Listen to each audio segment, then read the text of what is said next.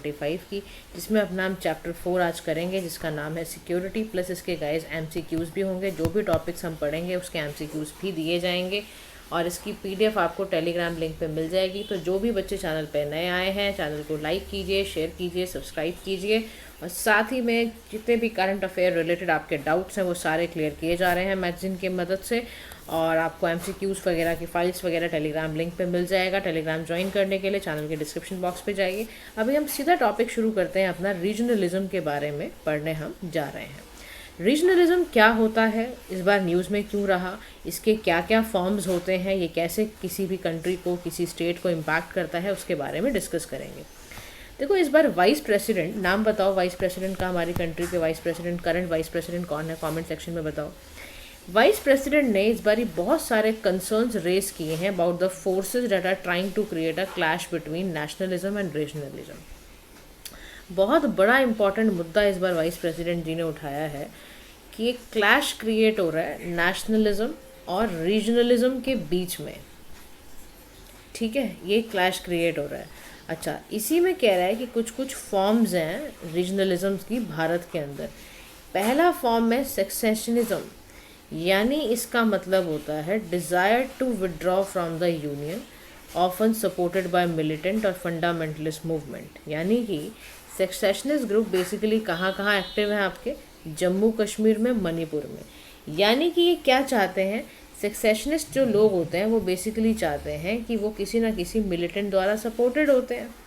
ठीक है, और साथ ही साथ इनके साथ एक चीज़ ये लगी हुई होती है कि ये आपके मिलिटेंट के साथ जुड़े हुए हैं और क्या नाम है, यूनियन से विड्रॉ होना चाहते हैं।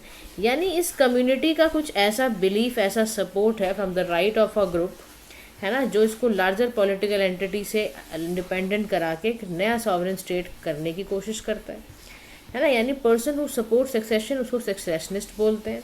इनका मोटिवेशन क्या होता है, देखो they are not happy with any political representation, economic disparity है, कल्चरल डिफरेंसेस के कारण ये ऐसा करते हैं। तो सक्सेशनिज्म क्या भारत में कभी रहा ही है? अब देखो हमने भारत की बात करी है तो हमने यहाँ मणिपुर और जम्मू और कश्मीर का वैसे एग्जाम्पल उठाया हुआ है कि यहाँ पर भी बहुत ये सब चलता रहा है। तो यानी कि idea of forming separate Nations, जहाँ पर भी ये वाली भावना आ जाएगी कि हमें एक सेपरेट नेशन बनाना है और एग्जिस्टिंग नेशन को छोड़ना है, तो समझ लेना वो कौन सी फीलिंग है, वो सक्सेशनिज्म वाली फीलिंग आ गई है। अब देखो इसमें दूसरा शब्द आता है सेपरेटिज्म। का मतलब क्या होता है, सेपरेटिज्म को देखते हैं। सेपरेटिज्म का मतलब है गाइस सेपरेट करना। किस चीज़ को सेपरेट करना, यानी इस वाले इंटरेस्ट पे चलना कि आपका इंटरेस्ट जो है पर्टिकुलर ग्रुप में है with in a large state, क्योंकि आपकी लैंग्वेज, आपकी कल्चर, आपका एथनिक, आपका ट्राइबल, आपका रेस है ना, उस ग्रुप के साथ मैच करता है। तो आपका क्या मन करता है, जैसे बोधो का जो बोडो लैंड है मूवमेंट असम में है, वो भी इसका पार्ट है। गोरखा लैंड मूवमेंट है वेस्ट बंगाल की, या खालिस्तान मूवमेंट है पंजाब की। ये सारी की सारी चीज़ें जो हैं सेपरेटिज्म का शिकार होती चली जा रही हैं। ठीक है, सेपरेटिज्म की फीलिंग ये डाल रही हैं। तो यहाँ पर अगर हम समझें सेपरेटिज्म को, तो सेपरेटिस्ट मूवमेंट क्या होती है, वो ग्रुप ऑफ लोग wanting to start a new country that is separate from large existing country से अलग करके ये करना चाहते हैं। सेपरेटिज्म का एग्जाम्पल आपको मैंने यहाँ पर खालिस्तान वगैरह सारा दे ही दिया है। अच्छा, इनके बिलीव्स पता है क्या होते हैं, आप ये समझो, ये तो एक तो ना ऑटोनॉमी तो चाहते हैं, ये अपने तरह से गवर्न और कंट्रोल करना चाहते हैं। इनको इंडिपेंडेंट रहना और अपने डिसीजंस लेने में बहुत अपना लगता है। ठीक है ना, तो ये उस तरह के लोग हैं। तो इसीलिए देखो, अगर आप सेपरेटिस्ट फीलिंग की बात ही करते हो तो कंट्री सेपरेट तो हुई नहीं। 1947 में भारत पाकिस्तान भी बना तो वो सेपरेटिस्ट फीलिंग की वजह से ही बना ना। अगर ये सेपरेटिस्ट फीलिंग ही ना होती तो फिर क्यों होता। अच्छा, कई बार क्या होता है, तीसरा जो तरीका है रीजनलिज्म का भारत में जो देखा जाता है रूप, एक फॉर्म देखी जाती है, वो है डिमांड फॉर ऑटोनॉमी के कारण। जो जितनी भी रीजनल पार्टी हैं या यूनियन टेरिटरीज़ हैं, जैसे NTC दिल्ली है, ये ऑटोनॉमी की बात करती हैं, स्टेटहुड स्टेटस की बात करती हैं। तो यानी ये वाला एक वो है। चौथा है सुप्रा स्टेट रैशनलिज्म। यहाँ पर भी ये बात करते हैं सुप्रा स्टेट नेशनल रीजनलिज्म के बारे में। सुप्रा स्टेट रीजनलिज्म का मतलब है shared interest among people, rest करना with multiple states, ethnic regionalism पे चलना, northern part of the states को सर्व करना as an example. Supra state का मतलब है मल्टीपल स्टेट और रीजन जो यूनाइट हो रहे हैं बेस्ड ऑन शेयर्ड इंटरेस्ट, ताकि वो रीजनल ऑटोनमी को प्रमोट कर पाएँ, लोकल एजेंडाज को प्रमोट कर पाएँ, इसलिए किया जाता है। तो सुपरा स्टेट रीजनलिज्म एक तरह का रीजनलिज्म है जिसमें दो या दो से ज़्यादा स्टेट रीजन्स कोलैबोरेट कर कर एक कॉमन गोल्स को फुलफिल करने के लिए चलते हैं। मोटिवेशन इनका क्या होता है? इनका शेयर्ड हिस्ट्री, इनका सोशो कल्चरल पैटर्न, इनका इकोनॉमिक इंटरेस्ट, इनका पॉलिटिकल इंटरेस्ट, ये सारी चीज़ें इनको लेके जाते हैं। एग्जाम्पल मैंने देखो आपको नॉर्थ ईस्ट इंडिया का बड़ा अच्छा एग्जाम्पल है। नॉर्थ ईस्ट इंडिया जो डिवाइडेड है ना, या कॉमन फ्रंट में कहाँ कैसे होता है, ये सोशो कल्चरल बैकग्राउंड है उसके पीछे। तो ये समझो आप सुपरा स्टेट रीजनलिज्म के अंदर ऐसा होता है कि क्योंकि ये मल्टीपल स्टेट्स के साथ अपना कनेक्शन ढूंढने लग जाते हैं, इनको लगता है यार हम तो सब सेम ही हैं, तो इनको लगता है कि हम अलग से ही रहें, हमें अलग से ही मिले। अब देखो रीजनलिज्म का मतलब क्या है? रीजनलिज्म का अपने आप में गाइस अगर हम मतलब देखें तो यानी कि वो आइडिया जिसमें लोग एक पर्टिकुलर रीजन में रह रहे हैं, उनकी वहाँ पर एक कॉमन आइडेंटिटी है, उनकी अपनी डिस्टिंक्ट लैंग्वेज है ना, कल्चर है, हिस्ट्री है, फूड हैबिट्स है, लेकिन वो एक आइडेंटिटी टुगेदरनेस के साथ चल रहे हैं, एक लोकल पेट्रियटिज्म के साथ चल रहे हैं, अपनी लोकेलिटी के लिए बड़े लॉयल हैं, रीजन के लिए बड़े लॉयल हैं। समझ रहे हो? तो यही सारी चीज़ें यहाँ पर दे रखी हैं। अच्छा, इसके साथ ही साथ एक फैक्टर होता है इंटर स्टेट या intra state regionalism. Intra state या इंटर स्टेट में दोनों में फ़र्क क्या है समझ लो। इंटर स्टेट रीजनलिज्म का मतलब होता है डिवीज़न होना दो या दो से ज़्यादा स्टेट्स में, जबकि इंट्रा का मतलब है region within a state में प्रॉब्लम आना, कि अपने ही स्टेट में लड़ाई हो रही है। जैसे आंध्र प्रदेश को तेलंगाना से अलग करना पड़ा, अपने ही स्टेट में स्टेट स्पेसिफिक कुछ प्रॉब्लम आ गई। और इंटर में क्या होता है? जहाँ दो और दो से ज़्यादा स्टेट अपने आप में लड़ रहे हैं, किसी भी चीज़ को लेके लड़ सकते हैं। अब रीजनलिज्म के बारे में हम पढ़ते हैं कि क्या होता है। रीजनलिज्म का मतलब है शेयर्ड आइडेंटिटी के बारे में यहाँ हम बात करने जा रहे हैं। यानी रीजनलिज्म क्या रिफ्लेक्ट करता है? Shared sense of identity among people in a specific geographical area. ये जो टर्म ओरिजिनेट हुई among groups in a particular area due two distinct ethnic, linguistic, economic and cultural consciousness से निकल कर आया। शेयर्ड आइडेंटिटी है। सेकेंड फैक्टर है evolution in India. जो रूट्स हैं रीजनलिज्म के इंडिया में वो कॉलोनियल पीरियड से नज़र आते हैं, विच डीपेंड रीजनल डिस्पैरिटी को इन्होंने और ज़्यादा बढ़ा दिया। तो फर्स्ट फॉर्म जो रीजनलिज्म की है पोस्ट इंडिपेंडेंट इंडिया में वो क्या थी? Demand for the creation of linguistic states. और कैसे हुआ आपको याद होगा, 57 डेज़ का पॉटी शिरोमणि जी का, ये बहुत बड़े वेटरन गांधीयन भी थे, एक्टिविस्ट भी थे, इन्होंने हंगर स्ट्राइक की थी और बहुत मतलब डेथ भी हो गई थी इनकी 1952 में। काफ़ी लंबा समय तक इन्होंने भूखे रहे ये, और इनका यही प्रयास था कि लिंग्विस्टिक बेसिस पे स्टेट्स को डिवाइड किया जाए। और इन्हीं के बाद ही अगर आपको याद हो तो स्टेट रीजनल ऐसे कमीशन भी, SRC भी बना था। लेटर ऑन अगर आप देखो तो झारखंड का स्टेट है, छत्तीसगढ़ का है, उत्तराखंड का है। 2000 में इनको नया क्रिएट करना पड़ा। 2014 में आंध्र प्रदेश से तेलंगाना को हटाना पड़ा, जैसे अभी हम बात भी कर रहे थे।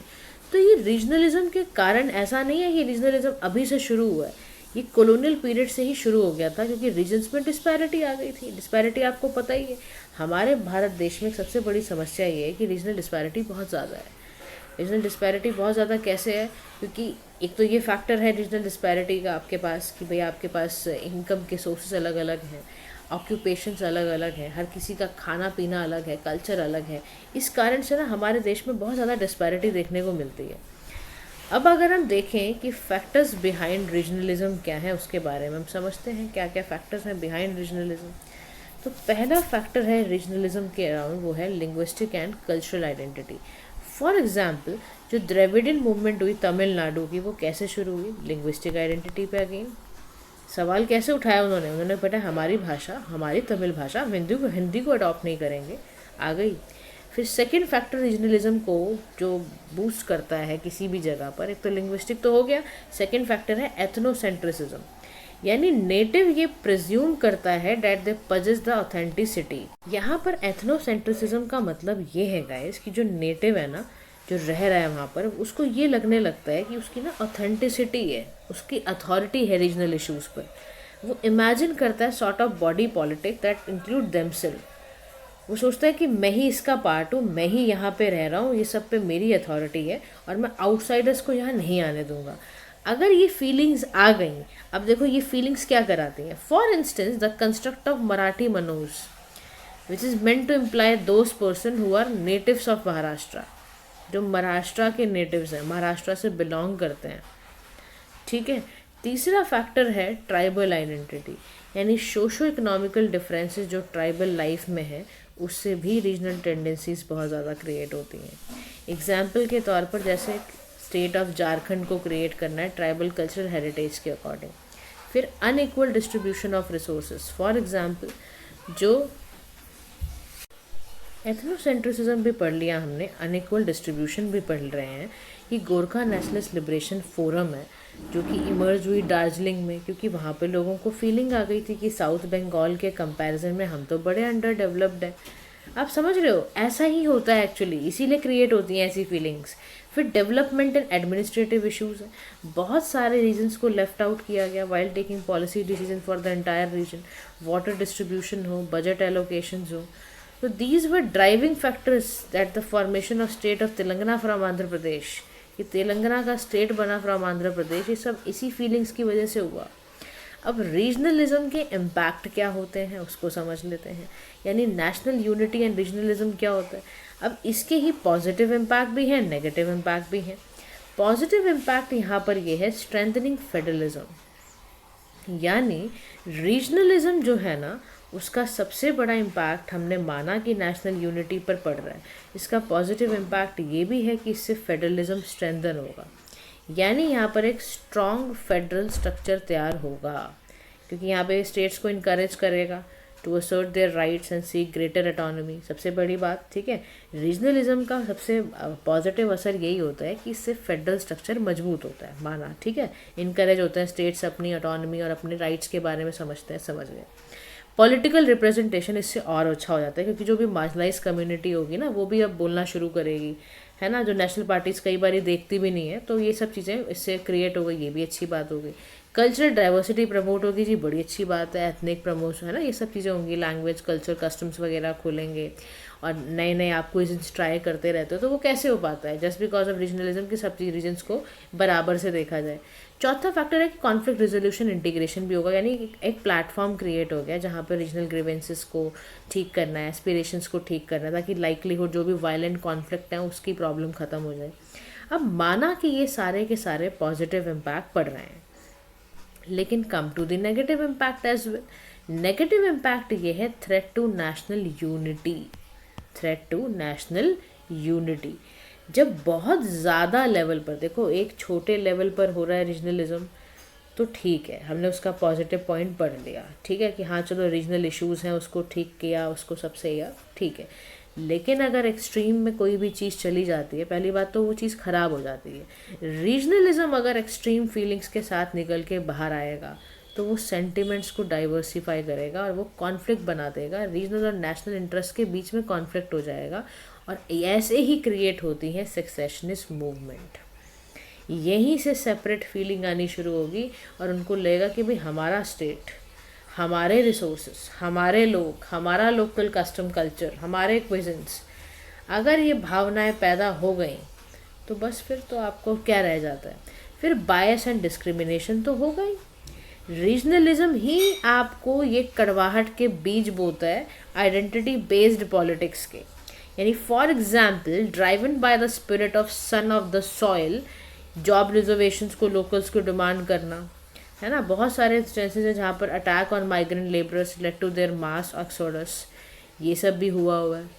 माइग्रेंट लेबर्स पर अटैक हुआ, मास लेवल पर हुआ, जॉब रिजर्वेशन के चक्कर में, समझ गए। ये क्राइसिस, पॉलिटिकल फ्रेगमेंटेशन हो जाती है, इलेक्टोरल आउटकम्स ऑफ फ्रेगमेंटेड तरीके से आएंगे अगर, तो स्टेबल गवर्नमेंट का सपना भूल जाओ, आप डेमोक्रेसी भूल जाओ।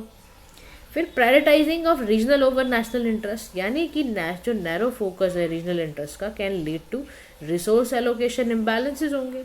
अब इससे regional rather than national goals की तरफ आपका ध्यान कम जाएगा, आप ज़्यादातर प्रायोरिटाइज कर दोगे रीजनल लेवल के इंटरेस्ट। अब आप ऐसे में सोचो कि क्या एक सरकार स्टेबल फॉर्म में फंक्शन कर पाएगी, तो वे फॉरवर्ड में कह रहा है, देखो जी इसीलिए बहुत ज़रूरी है, सबसे ज़्यादा ज़रूरी काम है फोस्टर करना नेशनल यूनिटी को, यानी इंक्लूसिव नेशनल आइडेंटिटी को बनाना सबसे बड़ा फोकस है। चाहे उसके लिए एजुकेशन प्रोग्राम यूज़ करने पड़े, कल्चरल एक्सचेंज प्रोग्राम्स प्रमोट करने पड़े, फोस्टर करना है।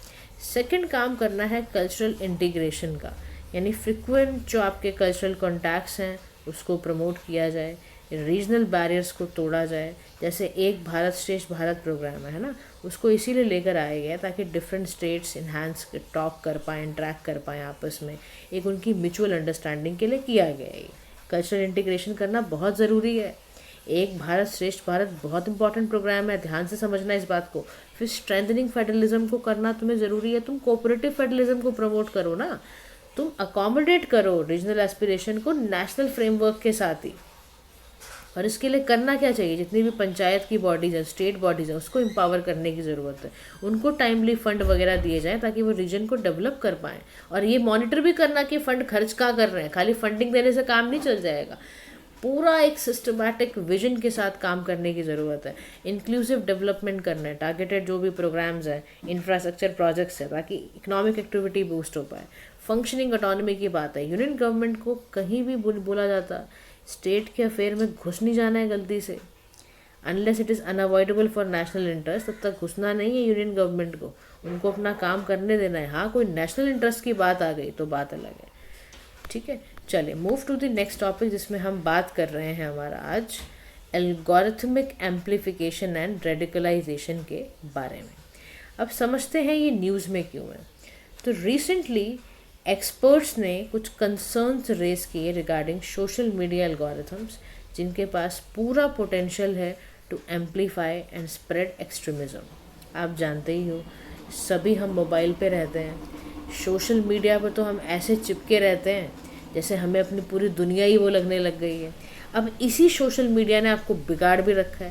कह रहा है यही सोशल मीडिया क्या करती है, एक्सट्रीम चीज़ें लोगों के मन में फैला रही है। कह रहा कैसे फैला रही है, कह रहे आप ना ये सोशल मीडिया का आज आपको मैं एल्गोरिथमिक समझाने जा रहा हूँ, समझना क्या होता है ये।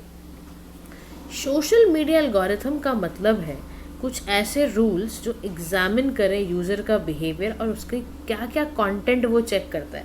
आप कभी भी नोटिस करना, इंस्टा की फीड पे या फेसबुक की फीड पे या ट्विटर की फीड पे, जिसे एक्स बोलते हो आप अभी, इन सब की फीड पे वही ज़्यादा चीज़ें आपसे शेयर की जाएंगी जो ज़्यादा आप देखते हो, मानते हो, जिस पे आप ज़्यादा लाइक कमेंट शेयर टाइमलाइंस पे करते हो। तो it uses machine learning models ताकि उसको रिकमेंडेशन पता चल जाए। ये एम्पलीफायर की तरह यूज़ करता है। पोस्ट विद हायर एंगेजमेंट वो आप तक पहुंचाता रहेगा, वायरल ट्रेंड्स तक आपको पहुंचाता रहेगा, पहला काम। सेकंड काम है एल्गोरिथमिक रेडिकलाइजेशन, यानी ऐसा idea that algorithms on social media platform drive users toward progressively more extremist propaganda.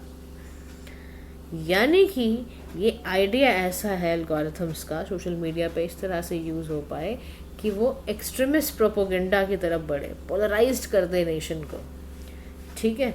यानी इन्फ्लुएंस क्या करना है, आइडियोलॉजिकल स्टांसेस को, सोसाइटी में डिवीजन करना है, डिसइंफॉर्मेशन को प्रमोट करना है, ठीक है, पहला ही काम है। सेकेंड काम है सोशल मीडिया एल्गोरिथम्स को रिफ्लेक्ट करना, which are intended to boost user interaction. Filter bubble चलाना, प्री एग्जिस्टिंग बिलीफ को और कंफर्म करना, कन्फर्मेशन बायस नाम की एक चीज़ होती है, इसको समझते हुए जाओ आज क्या होता है, ग्रुप पोलराइजेशन, ये सारी की सारी टर्म्स आपके साथ आपको पता होनी चाहिए। While attempting your paper you should aware about these things. Confirmation bias का मतलब क्या होता है, जैसे मान लो someone using yes no question वो यूज़ कर रहा है, ठीक है, यस या नो बोलना है आपको, ठीक है, to find the number the suspect to be number 3 might ask, ऐसा ना, is it an odd number. तो people prefer this type of question called a positive test, है ना, ऐसा करके वो यूज़ करते हैं। अब कन्फर्मेशन बायस ना, यानी एक ऐसा बिलीफ है, जैसे if you see a pencil break during a meeting, you register it and it to your existing belief the pencil are weak, आपने कर लिया कि पेंसिल्स वीक थी। ऐसे ही कन्फर्मेशन बायस टीचिंग के लिए भी होता है। Teacher doesn't believe children can be trusted with tools, उनको नहीं पता ना। तो कन्फर्मेशन बायस ऐसे ही रिलीजन में कैसे आता है, एथिस्ट है, उसने कुछ ऐसे ट्रैजिक इवेंट देख लिए हैं तो उसको लग रहा है यही लाइफ है, और उसको ना फेथ नहीं रहा अब, समझ रहे हो। तो क्योंकि उसको लगा कि यार यही लाइफ है, मैं भी यही देख रहा हूँ और मैं आसपास भी यही होता हुआ देख रहा हूँ, तो बेकार है ये भी। फिर इसी में आता है ग्रुप पोलराइजेशन की बात भी समझ लो। ग्रुप पोलराइजेशन क्या होता है? ग्रुप पोलराइजेशन का मतलब है एक सोशल साइकोलॉजिकल फिनोमिना जहाँ डिस्कशन के बाद जो ओपिनियन इंडिविजुअल के विद इन ग्रुप है tend to be become more extreme than their initial. Group polarise कैसे होता है? साइकोलॉजिकल फिनोमेना सबसे पहली बार डिस्कशंस के बाद भी आप समझ रहे हो, यानी कि ऐसी टेंडेंसी जिसमें आपका जो ग्रुप है वो और ज़्यादा एक्सट्रीम हो जाएगा देन देयर इनिशियल्स। तो अगर ऐसा कुछ हो रहा है, ऐसा ग्रुप ऑफ फ्रेंड है, वो इनिशियली एग्री होते हैं that saving the environment is important, ठीक है, after discussing it become more passionate and decide to make कि हम मेजर लाइफ स्टाइल चेंजेस करेंगे। तो ये कैसे हो पाया? क्योंकि ग्रुप पोलराइजेशन हुआ। समझ में आ रहा है? तो ऐसा होता है ग्रुप पोलराइजेशन में ओरिजिनल ओपिनियन जो होते हैं वो एम्पलीफाई होते हैं और ज़्यादा। जैसे पोलराइज का मतलब क्या है? Harmony over critical analysis. जैसे कोई सिचुएशन एक ऐसी आई जहाँ पर बोला जा रहा है कि भाई हिंदू मुसलमान के झगड़े होने ही चाहिए, तो एक ग्रुप बना कि हाँ भाई दोनों बिल्कुल अलग अलग सोच के लोग हैं, इनका होना चाहिए, तो पोलराइज कर दिया ग्रुप में। ये सब करा रहा है सोशल मीडिया आजकल। तो it shows how social media platform coax user into ideological rabbit holes में ले जाते हैं और उनके ऐसे ऐसे ऐसे ऐसे उनके ओपिनियन बनवा देते हैं कि पूछो मत आप। अब ये जितना भी देखो ये हो रहा है ना एल्गोरिथमिक रेडिकलाइजेशन या उसके सोसाइटल इम्पैक्ट की अगर हम बात करें, तो फैसिलिटेशन ऑफ एक्सट्रीमिस्ट आइडियोलॉजी, देखो सबसे पहली बार टिकटॉक एल्गोरिथम की बात करते हैं, ये एम्पलीफाई करता है एक्सट्रीमिस्ट आइडियोलॉजीज़ को थ्रू टारगेटेड रिकमेंडेशंस। यानी ये टिकटॉक की वजह से मिस इन्फॉर्मेशन देखो कितनी फैल रही है। इलेक्शन की मिस इन्फॉर्मेशन की बात करें तो फॉल्स नैरेटिव्स, कम्युनल हेट्रेड यहाँ फैल रही है, हेट स्पीचेस का प्रमोशन हो रहा है। आईएस जो है वो टेलीग्राम यूज़ कर कर रेडिकलाइज कर रहा है यूथ को। अलकायदा की यूट्यूब की स्पीच देखी जाए तो वो यूथ का रेडिकलाइजेशन और हेट पहुंचा रहा है। कह रहा है आप क्या यूज़ कर रहे हो, इन टूल्स को आपने मजाक बना दिया है और आप बस सोसाइटी को बांटने में लगे हुए हो। तो लेकिन कह रहे हैं करें क्या, इसको एल्गोरिथमिक रेडिकलाइजेशन को कैसे कम करें? देखो चैलेंज बहुत बड़ा है, ये बहुत बड़ा चैलेंज है। इसका सबसे बड़ा चैलेंज पता है क्या है? कॉम्प्लेक्स मैकेनिज्म इन्वॉल्व्ड, कि social media black boxes use कर रहा है जिसमें कुछ डेवलपर्स को समझ ही नहीं आता कि सर्टेन कंटेंट क्यों रिकमेंड हो रहा है। आप सोचो ना टिकटॉक की फॉर यू पेज जो कॉम्प्लेक्सिटी थी वो हुआ limit the mitigation of algorithmic बाइस, उसको करा गया। तो यहाँ पर कहने का मतलब है कि एल्गोरिथम्स को थोड़ा सा जो भी है ना एक्सट्रीम कंटेंट वहाँ पर बचाना पड़ेगा, कंटेंट को मॉड्यूलेट करना बहुत ज़रूरी है। लेकिन जब कंटेंट को मॉड्यूलेट करने की बात आती है ना, तो जो भी एक्सट्रीमिस्ट ग्रुप होते हैं चेंज देयर रेडिकल कंटेंट को वो चेंज करते हैं ताकि डिटेक्शन सिस्टम इवेड हो पाए। एक आईएस और अलकायदा क्या करते हैं? कोडेड लैंग्वेज का इस्तेमाल करते हैं, सटायर करते हैं टू अवॉइड डिटेक्शन। आप सोचो। फिर moderation for free versus free speech, एक राइट बैलेंस है ना इफेक्टिव कंटेंट मॉडरेशन का और फ्री स्पीच कॉम्प्लेक्स इशू। यानी जितने भी एक्सट्रीमिस्ट लोग हैं ना वो बहुत ही बैलेंस तरीके से चीज़ों को ऐसे भेजते हैं कि पता ही ना चल पाए। और फेलियर है लोकल कॉन्टेक्स्ट में लोगों को देखो सोशो कल्चरल अंडरकरेंट्स में एक्सट्रीमिस्ट कंटेंट जनरेट होता रहता है कई जगह से, आपको पता है ना कहाँ कहाँ से आ रहा है। और चक्कर क्या है, ना ही नेशनल रेगुलेशन है और ना ही इंटरनेशनल रेगुलेशन है, तो कहाँ से होगा? तो फिर पूछता है ऐसे कौन कौन से स्टेप्स उठाए जाएं जिसमें एल्गोरिथमिक रेडिकलाइजेशन कर्ब हो। तो ग्लोबल लेवल पर उठाए गए हैं, इंडियन स्टेप उठाए गए हैं। ग्लोबल लेवल पर बोला गया है कि जो ईयू है यानी जो यूरोपियन यूनियन है उसका जो डिजिटल सर्विसेज एक्ट 2023 है उसमें सोशल मीडिया ऐप्स चाहिए ही चाहिए ताकि वो एल्गोरिथम्स को डिस्क्लोज कर पाए।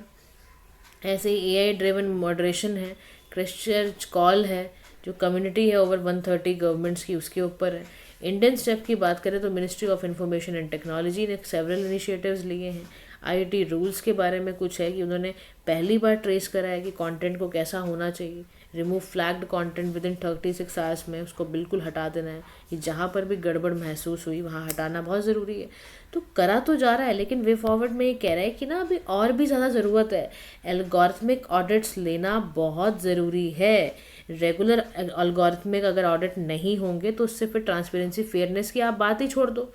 कह रहा है जैसे यूरोपियन यूनियन ने डिजिटल सर्विस एक्ट में ये चीज़ डाल दी है तो वाई नॉट यू पीपल। फिर कह रहा है अकाउंटेबिलिटी मेजरमेंट करना बहुत ज़्यादा ज़रूरी है। जो पॉलिसी मेकर है वो डिफाइन कर दे पूरे के पूरे रूल्स को। जर्मनी का जो नेट्स लॉ है, इसमें पोस्ट किया था उसने फाइन सोशल मीडिया प्लेटफॉर्म्स पर for not removing illegal content with in 24 hours. फिर कस्टम मेड कंटेंट मॉडरेशन है, यानी जो कस्टमाइज मॉडरेशन पॉलिसी है टेलर टू लोकलाइज कॉन्टेक्स्ट, वो आपका इंटरवेंशन इफेक्टिवनेस को बढ़ा देगी। जो रेगुलेटर्स हैं फ्रांस के, उसने सोशल मीडिया के साथ पार्टनर किया मीडिया कंपनीज को ताकि वो एल्गोरिथमिक एबिलिटी को इन्हांस कर पाए। फिर पब्लिक अवेयरनेस की बात आई कि जो गवर्नमेंट है वो must conduct public awareness drive वगैरह कंडक्ट करे ताकि वो यूजर्स को हेल्प करे, कोई प्रोपोगेंडा वगैरह देखे।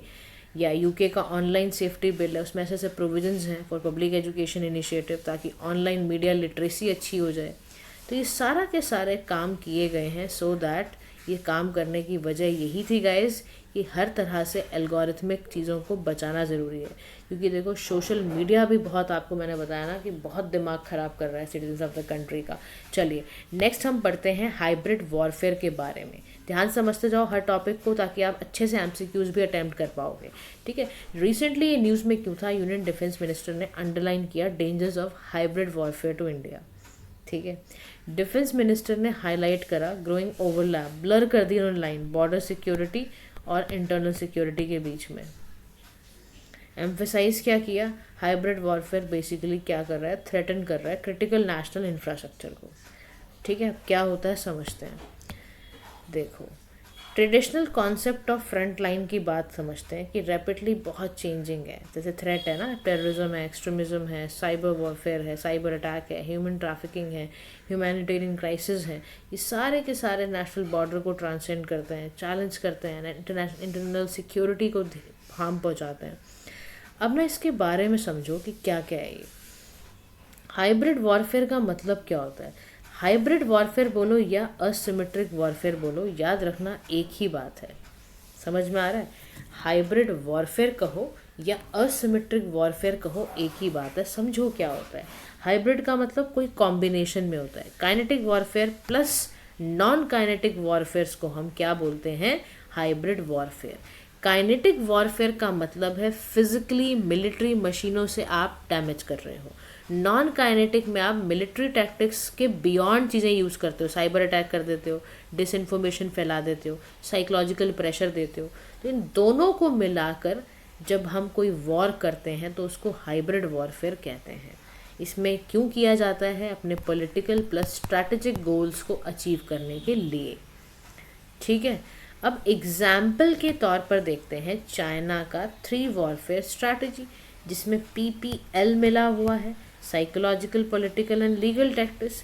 इसमें क्या हो रहा है, साइबर अटैक, डिसइंफॉर्मेशन, प्रोपेगेंडा, ये सब के सब मिले हुए हैं। अब साइकोलॉजिकल इन्फॉर्मेशन वॉरफेयर टैक्टिक्स भी यहाँ पर है। पेजर ब्लास्ट का इशू देखने को मिला था आपको। ये सारे एग्जाम्पल हैं आपके हाइब्रिड वॉरफेयर के।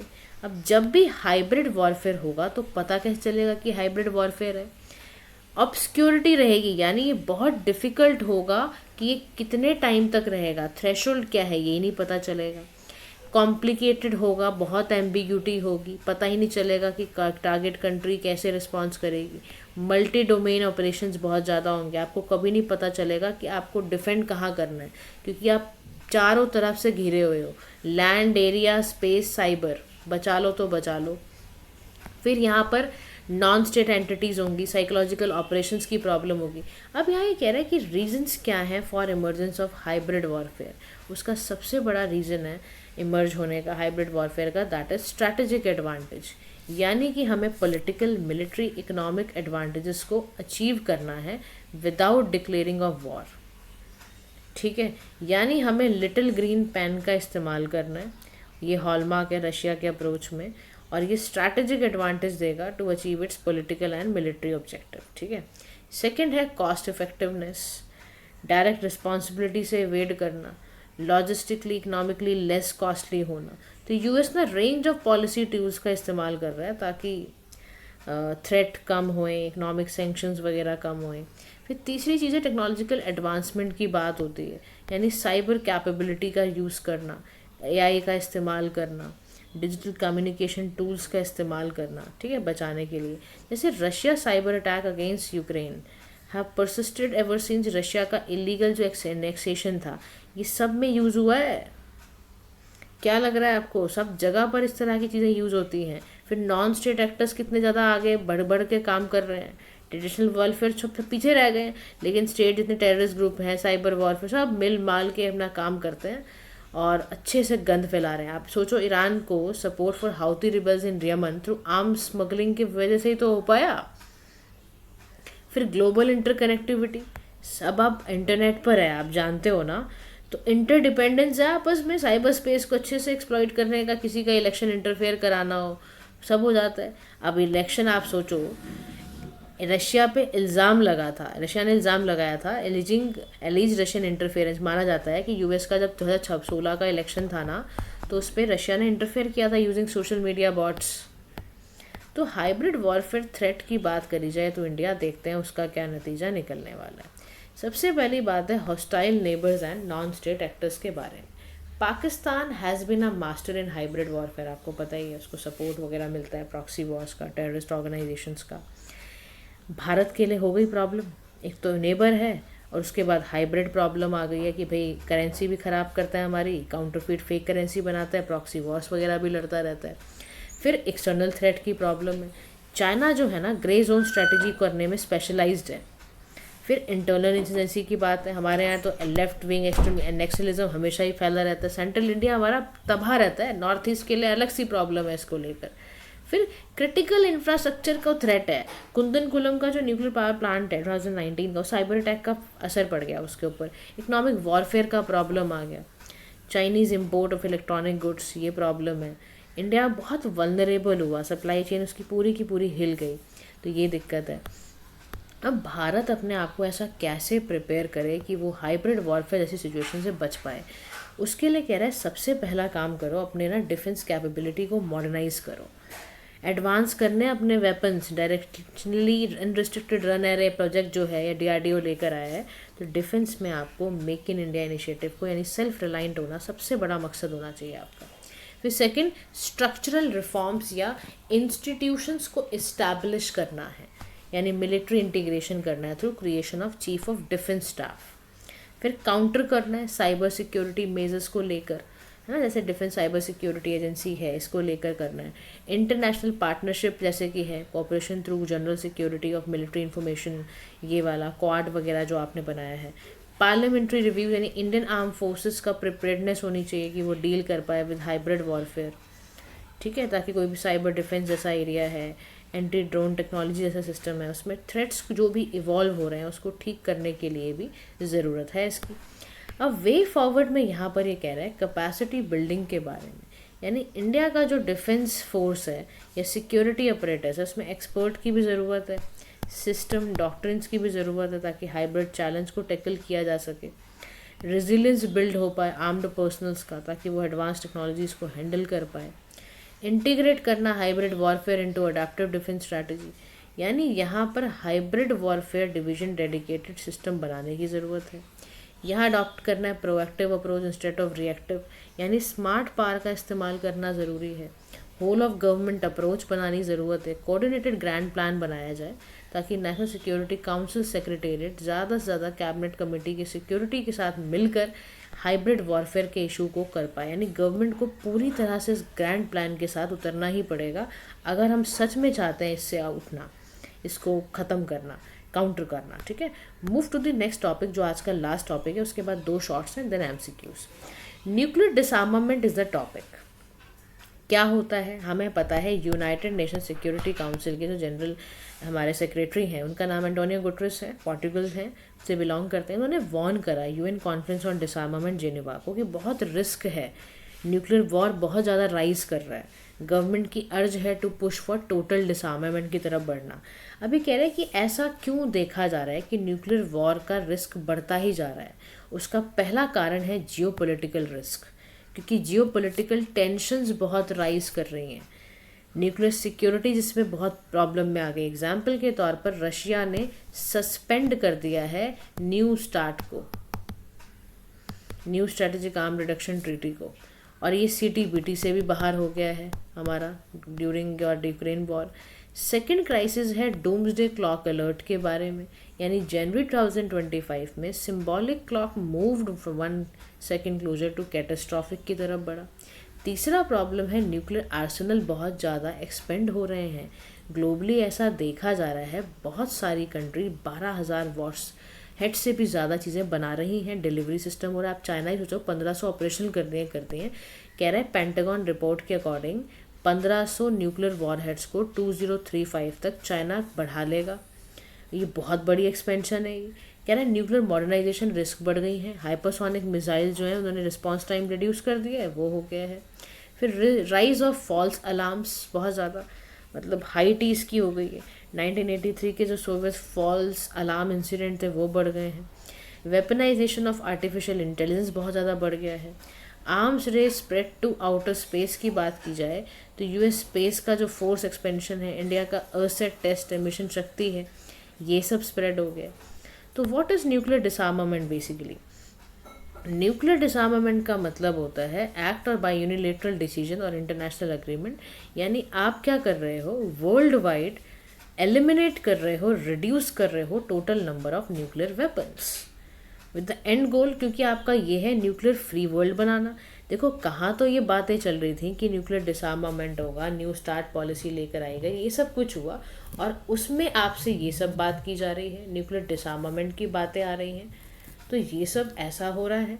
तो कह रहा है की ऑब्स्टेकल्स की बात करते हैं तो न्यूक्लियर डिसआर्मामेंट एफर्ट वो देखते हैं। ग्लोबल न्यूक्लियर इन वेपन्स की बात हो रही है कि ये सब चीज़ें लेकर आ रहे हैं, लाइक ट्रीटी ऑन एनपीटी, ठीक है, सीटीबीटी हो गई है या टीएनपीडब्ल्यू हो गया है, ये सब सारा का सारा ये लेकर आया गया, ग्लोबली इनिशिएटिव लिए गए। अब ये कह रहा है न्यूक्लियर डिसआर्मामेंट एफर्ट को रिड्यूस कैसे किया जाए या क्या क्या ऑब्स्टेकल्स आते हैं। तो पहला ऑब्स्टेकल है commitment versus implementation gap. Nuclear states ने प्लेज लिया है कि वो डिसआर्मामेंट करेंगे on one hand but modernise करेंगे आर्सेनल ऑन दी अदर। यानी रशिया क्या सपोर्ट करने को कह रहा है, एनपीटी एंड स्टार्ट, ठीक है, आईसीबीएम और हाइपरसोनिक वेपन डेवलप। की इश्यूज क्या है रिगार्डिंग ग्लोबल डिसआर्मामेंट इनिशिएटिव? तो पहला है इनइफेक्टिव इम्प्लीमेंटेशन। तो कॉन्फ्रेंस ऑन डिसआर्मामेंट ने लिटिल प्रोग्रेस करी है, लूप होल है ट्रीटी में एनपीटी के, यूएसएन यूएसएसआर खाली चाहते हैं वो बनाएं और बाकी कंट्रीज ना बनाएं। विड्रॉल है एग्रीमेंट से, नॉर्थ कोरिया कभी एनपीटी पे साइन करेगा आपको लगता है? फिर उसके बाद बायलेटरल आर्म कंट्रोल्स का एकदम फेलियर है। आउटसाइड डिसआर्मामेंट का जो ये आपके डिफेक्टो न्यूक्लियर स्टेट है तीनों, इंडिया इजराइल पाकिस्तान, हमेशा आउटसाइड रहे हैं ये।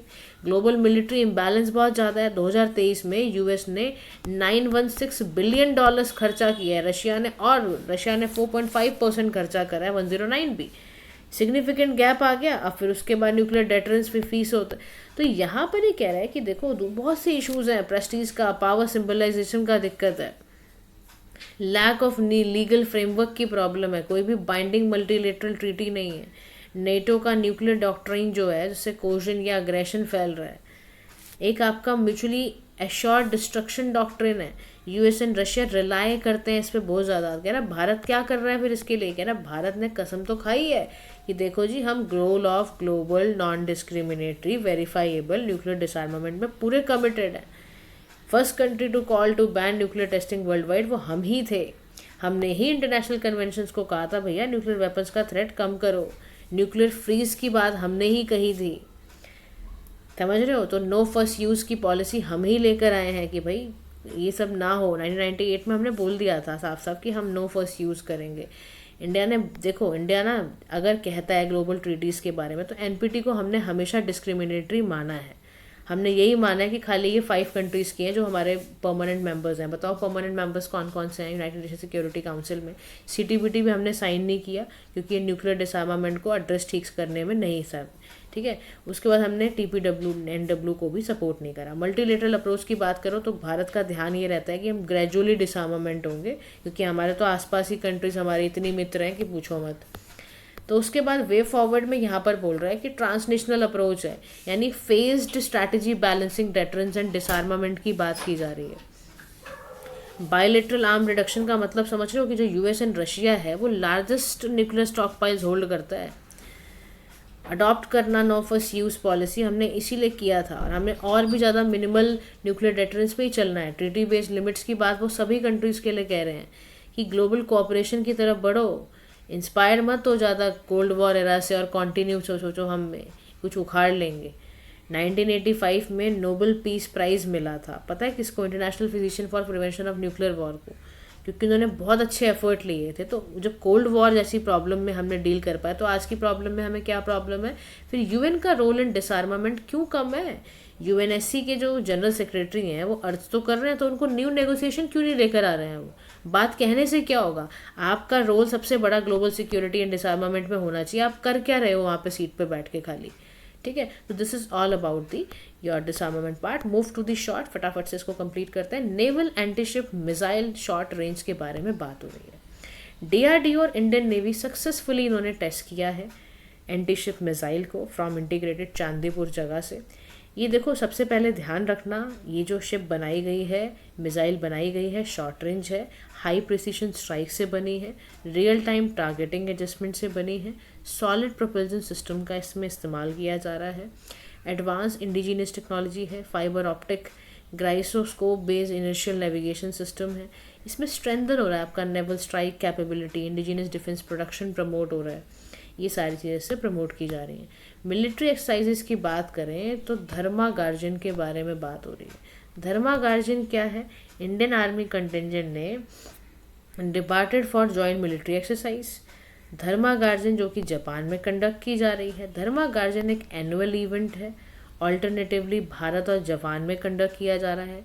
इसका काम है कि इंटर ऑपरेबिलिटी को दोनों फोर्सेस के बीच में इन्हांस करना। फिर एक्सरसाइज कोमोडो है, मल्टीलेटरल नेवल एक्सरसाइज है, ये बाली इंडोनेशिया में की जा रही है। इसको मैरीटाइम इंटर ऑपरेबिलिटी की बात की जा रही है। फर्स्ट लॉन्च 2014 में की गई थी। इसका पूरा ध्यान है कि इंडोनेशियन नेवी और मैरीटाइम कोऑपरेशन हम फ्रेंडली नेशंस में हो पाए। एक्सरसाइज इक्विवेलेंट, देखो इक्विवेलेंट का मतलब देवई लैंग्वेज में होता है फ्रेंड्स, यानी ये मालदीव में बोली जाती है। इक्विवेलेंट किसके बीच में है? इंडियन आर्मी और मालदीव्स के नेशनल डिफेंस फोर्स के बीच में की जाती है, ताकि टेररिज्म ऑपरेशंस वगैरह को करने के लिए। साइक्लोन 2025 इंडिया और इजिप्ट के बीच की एक्सरसाइज है, वो भी military. India and Egypt Rajasthan location होगी, इसमें डेजर्ट वॉरफेयर, ये सारी चीज़ों को सिखाया जाएगा। तो this is guys all about security part. Directly move to your MCQ part. Do it those questions without wasting a moment. और क्वेश्चन जो होंगे उसमें आंसर्स अभी नहीं दिखाए जाएंगे। आंसर्स के लिए you please link your self with the Telegram, ठीक है। तो ये क्वेश्चन है, देखो बहुत ध्यान से देखते हुए, जो पढ़ा है आपने उसी बेसिस पे क्वेश्चन पूछे गए हैं। पॉज करो वीडियो को, ध्यान से अटेम्प्ट करो, देखो आपके कितने मार्क्स आ रहे हैं, कितने ध्यान से आप वीडियो को सुनते हो, ठीक है। इससे आपको काफ़ी पता चल जाएगा कि आपने अभी पूरा ध्यान से कितना सुना है। तो this is all for today.